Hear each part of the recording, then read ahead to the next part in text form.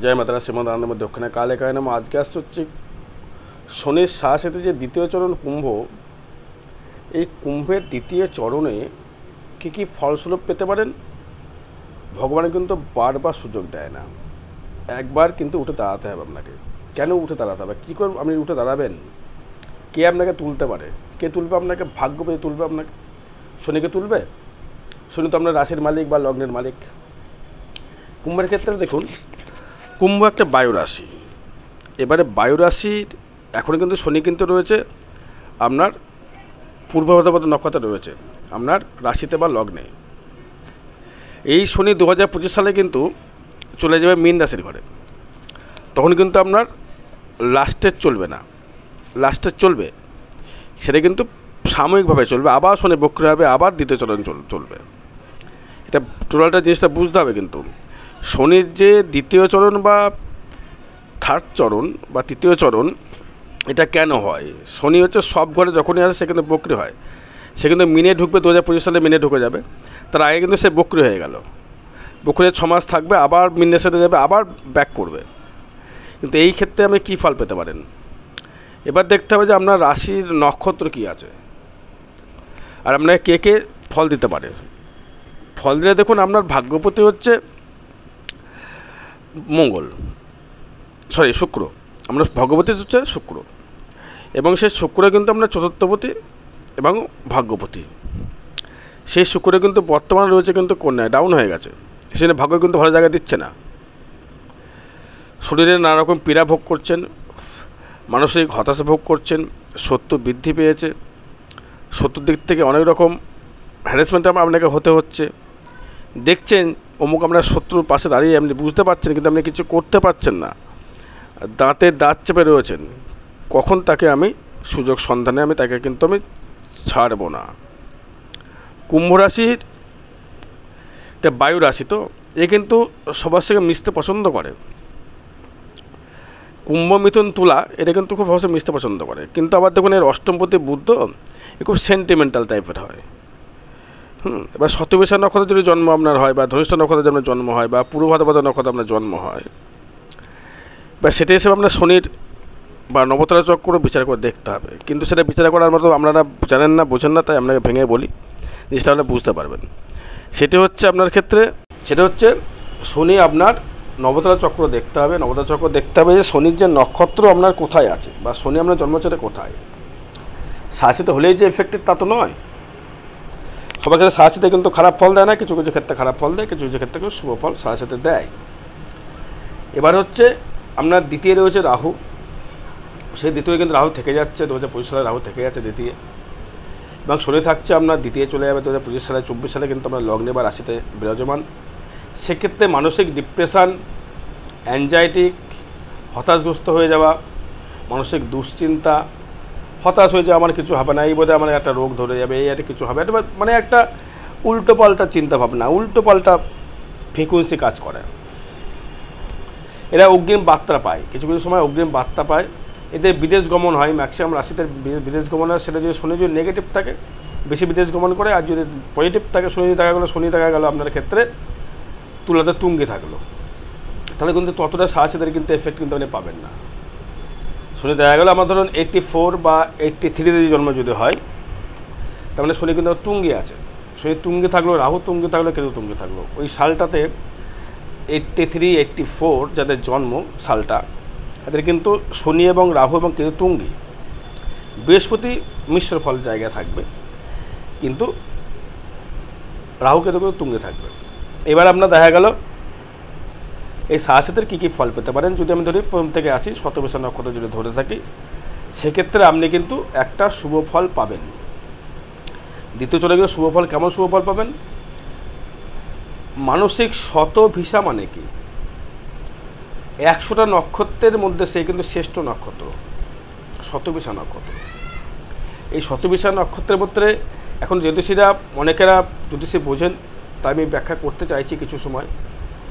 এই শতভিসার ক্ষেত্রে আপনার যেটা রাহুর নক্ষত্র, রাহু কি করায়? রাহু সব কিছু ভোগ করার চেষ্টা করায়, কিন্তু তাকে ভোগ করে দেয় না। এরা কিন্তু নেশাগ্রস্ত হয়ে যায় ম্যাক্সিমাম। এরা ডিংসের দিকে যায়। কেন ডিংসের দিকে যায়? ডিংসের কালার কিন্তু গোমদের যে কালার সেটা কিন্তু ডিংসের কালার। দিশের দিকে ম্যাক্সিমাম তারা ঝুঁকে যায় এবং তাদের মানসিক খুব খুব ডিপ্রেশন থাকে। এরা মানসিক শান্তি জীবনে পায় না। শতবিশা নক্ষত্রে মানসিক শান্তি জীবনে পায় না, যে মানসিক কিন্তু হতাশগ্রস্ত হয়ে থাকে। যদি ধনিষ্ঠ নক্ষত্র যদি হয়, মঙ্গল নক্ষত্র যদি হয়, এদের ক্ষেত্রে কিন্তু ধনিষ্ঠ মানে কি, এদের ক্ষেত্রে কিন্তু একদম সঠিক লক্ষ্য, সঠিক পর্যায়ক্রমে ছোটা, সঠিকভাবে এগোনো, আমাকে যে কোনো ডেভেলপমেন্ট করতে হবে, যে কোনো আমাকে উন্নতি করতে হবে, যে কোনো এনি হাও আমাকে ডেভেলপমেন্ট করতে হবে, সে শনির সাহসেতে আসুক আর নাই আসুক। তো সাহসেতে এফেক্ট সবাইকে ভোগ করতে হয়। কুম্ভ রাশি কম পায়, মকরেও কম পায়। মকরের লাস্ট স্টেজ চলছে, কুম্ভের সেকেন্ড স্টেজ, মিনের ফার্স্ট স্টেজ। এটা নিয়েও আলোচনা থাকবে, নেক্সট দিন মিন রাশি নিয়ে নেক্সট দিন আলোচনা করব। এবারে সাড়ে সাতির দ্বিতীয় ফেজ থেকে যদি শতবিশা নক্ষত্রের কথা বললাম, ধনিষ্ঠ নক্ষত্রের ক্ষেত্রে বলি, আর্থিক দিক থেকে খুব একটা অর্জকতা হবে না। শতবিশা কিন্তু আর্থিক দিক থেকে ভুগছেন, দাম্পত্য কলহ নিয়ে ভুগছেন, স্বামী স্ত্রীর থেকে ডিফারেন্স হয়ে যাওয়া, বিদেশে চলে যান স্বামী স্ত্রীর, এদের বিভাজন ভালো হয় না। কুম্ভ রাশি শতবিশা নক্ষত্রের বিভাজন ভালো হয় না। হয়তো আপনি ডিটেলস থাকবেন, হয়তো একশো সংসার করছেন, সংসার জায়গা থেকে দেবে না। সাহসেদের ক্ষেত্রে কিন্তু যেটা লাস্টে যখন দেবে সে কিন্তু আবার ব্যাক করবে। শনি যখনই আপনার যদি তুঙ্গি থাকে, শনি কিন্তু আপনাকে সেফল সুফল কিন্তু আপনাকে দেবে, যদি আপনার কুম্ভ রাশি যদি হয়ে থাকে বা কুম্ভ রাশি যদি আপনার হয়। এবার আসবে হচ্ছে পূর্ব ভাদ্রপদ নক্ষত্র, মানে হচ্ছে বৃহস্পতির নক্ষত্র। এই বৃহস্পতির নক্ষত্রে আপনি কী কী ফল পেতে পারেন? বৃহস্পতি নক্ষত্র যদি থাকে তাহলে কিন্তু আপনি একটা ভালো স্টেপ বা ভালো একটা পারফরমেন্স জায়গায় আপনি কিন্তু পৌঁছতে পারবেন। সে কর্মের ক্ষেত্রে হোক, চাকরির ক্ষেত্রে হোক, বা বিদেশে কর্ম করতে গিয়ে হোক, আপনি কিন্তু একটা সাপোর্টের জায়গা, কেউ আপনাকে সাপোর্ট করে দিল, কেউ আপনাকে একটা সাপোর্ট করে কর্মের জায়গায় ঢুকে গেল, কর্ম, চাকরি, ব্যবসা, এদের ক্ষেত্রে ডেভেলপমেন্ট কিন্তু স্বামী স্ত্রীর মধ্যে সেরকম থাকে না, মিলমিশ তেমন থাকে না। এটাও কারণ যেহেতু সপ্তমপতি আপনার রবি, কিন্তু আপনাকে যেহেতু বৃহস্পতি, দেবগুরু বৃহস্পতি আপনার মিত্র, দ্বিতীয় পতি ধনপতি এবং একাদশপতি বৃহস্পতি, আপনার যদি ভালো জায়গায় থেকে থাকে, এখন কিন্তু রয়েছে যে বিশ্বরাশির ঘরে রয়েছে, যখন সে মিথুনে যখন যাবে 2025 সালের দিকে মিথুনে যখন যাবে, সে কিন্তু আপনাকে অনেকটা কিন্তু ডেভেলপমেন্ট দিয়ে যাবে, অনেক ক্ষেত্রে ডেভেলপমেন্ট দেবে। শুধু ওই ইয়ের জন্য নয়, অর্থর দিক থেকে নয়, জ্ঞান, গরিমা, প্রতিভা, এগুলোর একটা চেষ্টা, কর্মের সুযোগ করে দেওয়া, ইনকামের সুযোগ করে দেওয়া, এগুলো কিন্তু আপনাকে বৃহস্পতি, দেবগুরু বৃহস্পতি দেবে।